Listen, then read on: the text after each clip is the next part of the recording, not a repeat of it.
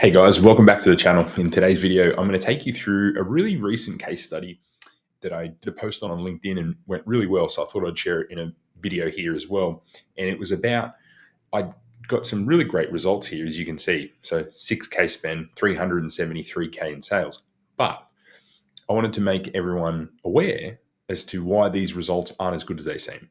So 61 return on ad spend, amazing, right? But I'm going to take you through exactly what happened in this case study because I want you to just understand that not everything you see is as good as it seems on the internet. While I'd love to sit here and brag that this was some amazing result that I did, I can just show you, hey, what's my plan here? Because knowing what to do in these situations is actually more important than the actual result, because most people just sit here and go be like, awesome, my agency got me this amazing return on ad spend, but I want to drill in. And one, I'd already started this plan that I'm going to show you. And two, just to show you under the hood of what happens here. And the reason I've got it in this format is obviously I don't want to share my client's ad account and personal information, but let's jump into it. As I said, 373,000 in sales off around 6K in ad spend, but there's a big catch. So the question you want to ask yourself with Google is, your Google ads actually scaling your business, or are they recycling existing buyers? Because if they're recycling existing buyers, most of the time we overspend. And why this is actually, while it's a good result, and I think I can do better for these guys, it's actually better than what they've done in the past, because they would have seen this and cranked up ad spend, and it would have been the wrong result, because Google here was actually recycling existing buyers and showing the ads to people who were probably already going to buy from them. So why do most brands actually really struggle to scale with Google?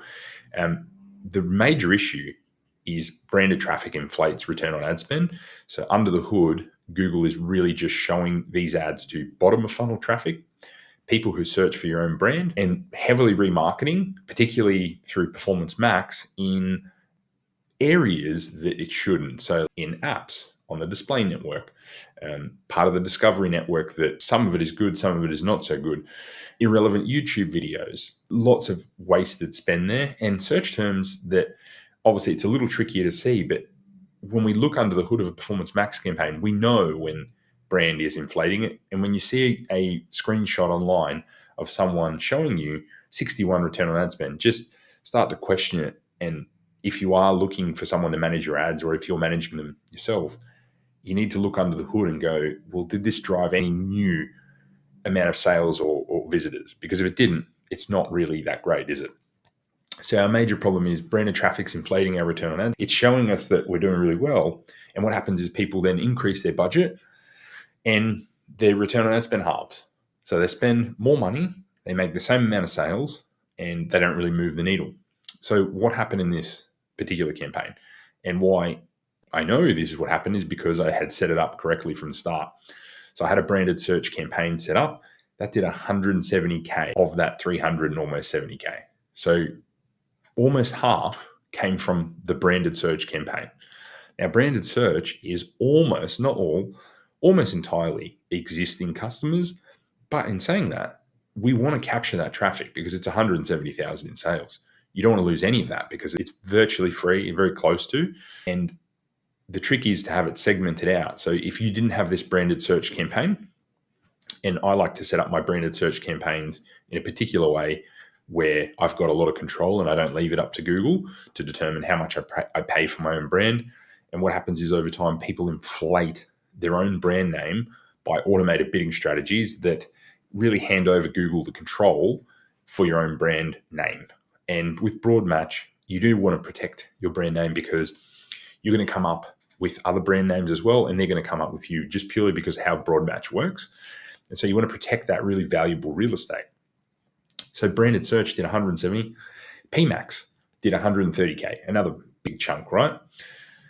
PMax is a mix here. There is quite a lot of brand in there still, but I also had a PMax without brand as well. So the reason why it's not entirely brand is because I've split it out, but I always have one campaign with the brand included in it. And how I manage it is I manage the actual spend at the PMax brand level.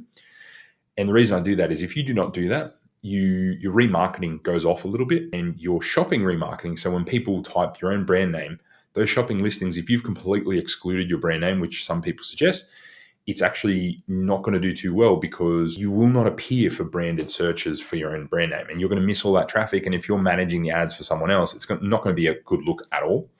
Let me just get rid of this here. I didn't realize it was still on. So PMax is a mixture of cold and hot traffic, but it's still a big chunk there. And I'll get to why I split it out and then what you need to do. And then the only completely cold portion was cold shopping, which was 53K. So what's that? Less than 20% was purely cold traffic here. And that's where I'm going, 20% was purely cold? PMax obviously had some more. So I reckon we're probably up 25, 30% was cold traffic, 70% warm. It was okay because this is the other thing. There was a particular sale on. And how you manage sales during Google Ads events is actually important because most people actually overspend during these events and underdeliver what they could do. And then they obviously don't do enough cold either. So as you can see, as good as it seems at first glance, when you start digging in, it's not as good as it seems, is it? Because cold is only a minimal amount, right? It's to be expected though during a sales event. Obviously, your existing customers are going to buy up big in a sales event. So what do you need to do? This comes down to how you structure your campaigns and your account. So branded search, we're going to capture our hot buyers. It's going to have a high return on ad spend, but we're going to limit our spend here and we're not going to crank it during sales events. If anything, we're going to tighten up everything, tighten up our bids, and we're going to watch it very carefully. This is the one time during an event like this, or to be honest, branded search is one where you can do changes more frequently than you would in other time periods. So we've got our brand covered. And the other good thing is when you've got it set up like this, PMax will not act as much as a branded search campaign. Because if you go into the Insights tab in PMax, you look at the search terms, a lot of the time it's brand. This is how you minimize that. So PMax segmented. What do I mean by that? We're going to have one PMax with brand, one PMax without, if you want. You could just do a standard shopping as well if you want, but this particular campaign, this particular client is a fashion client, and so they actually need a lot of the visuals in there as well. You could handle that through the Discovery network, but I decided to do it through PMax as well as Discovery. Demand Gen. I keep saying Discovery. And it's going to have a mix of brand, warm retargeting, and some cold. And how we manage this is through our return on ad spend targets. So we adjust those targets based on, so the branded campaign needs to have a much higher return on ad spend target than the one that excludes it. And if you try and match them, it's not going to work. And it will just perform really quite poorly if you try to get the same return on ad spend as something with warm traffic in it. Then our cold shopping is going to have cold-only traffic. We're going to make a negative keyword list with all our brand name keywords and make sure that is completely removed. And that will take time because every variation will probably be hard to find. So you'll have to continuously go in there and update that. You could add cold search here as well. The reason I hadn't, it actually performs quite poorly for this brand. So I had switched it off. And they did end up going through some cash flow issues. So you go, how can someone doing 373 grand a month from Google have cash flow issues?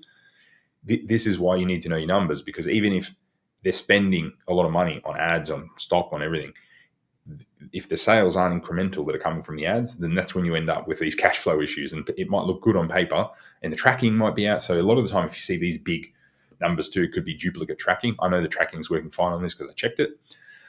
But that's why it's important to have all this set up correctly.